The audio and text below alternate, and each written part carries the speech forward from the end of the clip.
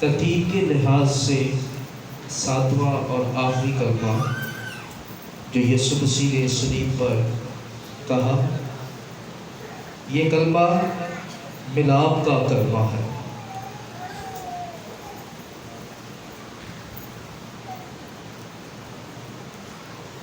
لوکا کی انجیل 23واں باب 46ویں آیت اس طرح سے لکھا ہے،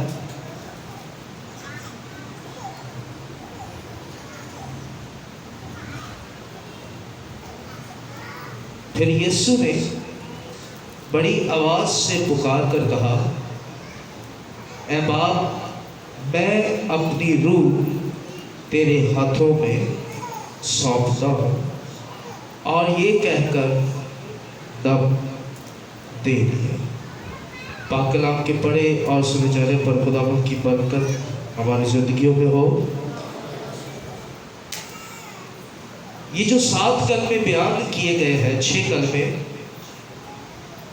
یہ 6 کلمے جو پہلے 3 کلمے ہیں معافی، نجات اور محبت کا، یہ سورج کی روشنی یعنی کہ دن کے وقت یہ پیش کیے گئے ہیں۔ چوتھا کلمہ جو کفارے کا کلمہ ہے، یہ کلمہ گہری تاریکی میں، گہرے اندھیرے میں اس کلمے کو بیان کیا گیا، اور پھر 3 کلموں تک، فتح مندی کے کلمے تک اندھیرا چھایا۔ اب یہ جو 7واں کلمہ ہے ملاپ کا، ریکنسیلیشن، یعنی کہ کسی چیز کو دوبارہ سے بحال کرنا یا اسے ملا دینا، اسے ملاپ ہے۔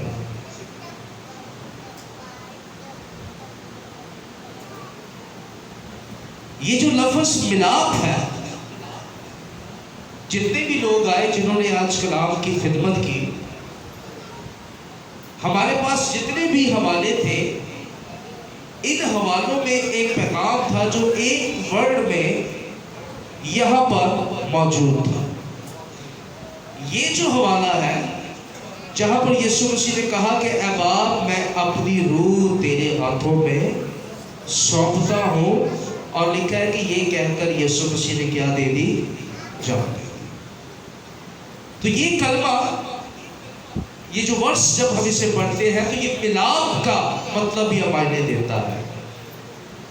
لفظ ملاپ، اسے آپ ایسے سمجھ لیں کہ یہ 2 لوگوں، گروہوں، گروپس، قوموں یا ملکوں کو ایک جگہ ہو جانا یا انہیں اکٹھا کرنے کا مطلب ملاپ ہے۔ سب ذرا میری طرف دیکھیں، یہ آخری کلمہ ہے، بڑے غور سے سنیے گا۔ ہم اگر مزید گہرائی میں جائیں اور اس بات کو سمجھیں کہ ملاپ کے اور زیادہ واضح اور گہرے معنی کیا ہے، تو میں نے کلام کی روح سے اس طرح سمجھا ہے کہ کسی چیز کو ایک جگہ یا ایک مقام پر لے آنا، اسے اکٹھا کرنا، یہ ملاپ ہے۔ اب یسوع مسیح نے کہا کہ اے باپ، میں اپنی روح تجھے سونپتا ہوں۔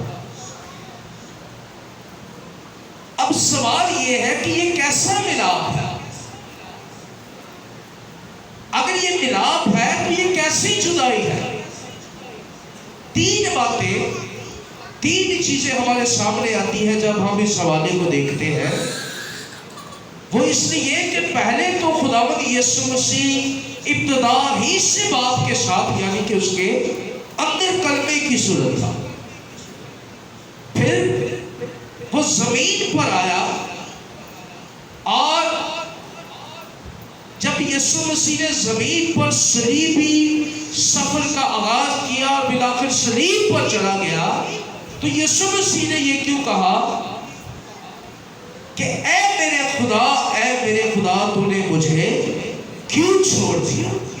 وہ باپ جو ابتدا سے بیٹے کو اپنے اندر رکھتا تھا، زمین پر آ کر باپ نے خود اسے چھوڑ دیا۔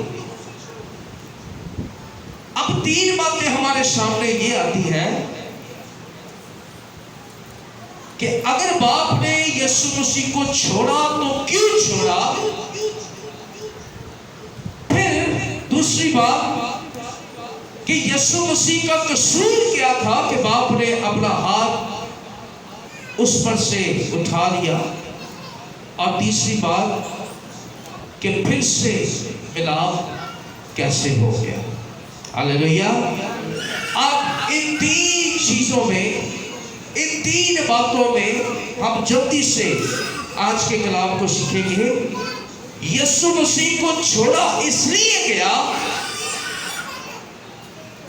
کیونکہ اس نے نسل انسانی کے گناہ کا بوجھ اپنے اوپر لاد لیا تھا۔